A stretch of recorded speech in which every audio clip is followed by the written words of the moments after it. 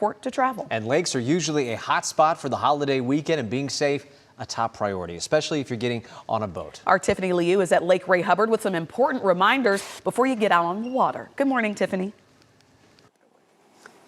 Good morning, Dia and Matt. Yeah, we're talking all things safety this morning, but I do want to know, we were driving on our way here and we saw Valero gas station, and we were thinking, people are going to have to fill their boats up with fuel, and the prices were just so expensive. It was $4.15 for unleaded gas, and for diesel, it was $5.15. So I just looked up on Gas Buddy. Those are the average prices for the DFW area. But you know what? I don't think that's going to stop people from getting out on their boats this weekend, which is why we do want to bring in Lieutenant Jason Jones with us with Texas Parks and Wildlife to talk about boating safety. It's such a big weekend for y'all, right? Right, yeah. This is one of it kicks off the summertime, transitioning from spring to summer, so boating is heavy this weekend. Yeah. And so we're going to be out in full force. What are the biggest mistakes that you see people make on these weekends? A lot of times the main thing that we notice is not having enough life jackets for everybody on board. That is a requirement for the Water Safety Act in the state of Texas. And so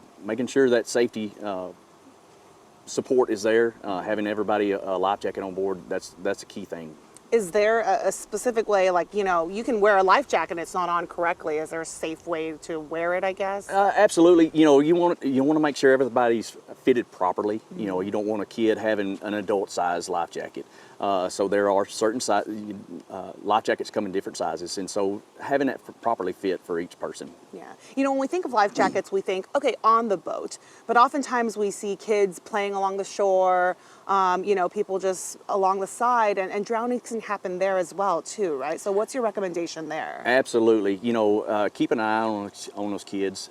We're focused as far as water safety on boats, but like you said, many times we respond to drownings along the shore, whether they don't know the surroundings, where the water that they're in, they hit different depths of water and not familiar or not as comfortable in the water, not as sure swimmer.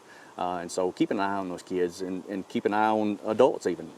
There's a lot of times that adults are not, good swimmers. Yeah, absolutely. Well, thank you for being with us this morning. And of course, we also want to stay weather alert this morning. We could see some storms this weekend. So if you're out on the waters, make sure you check the weather before you head out as well.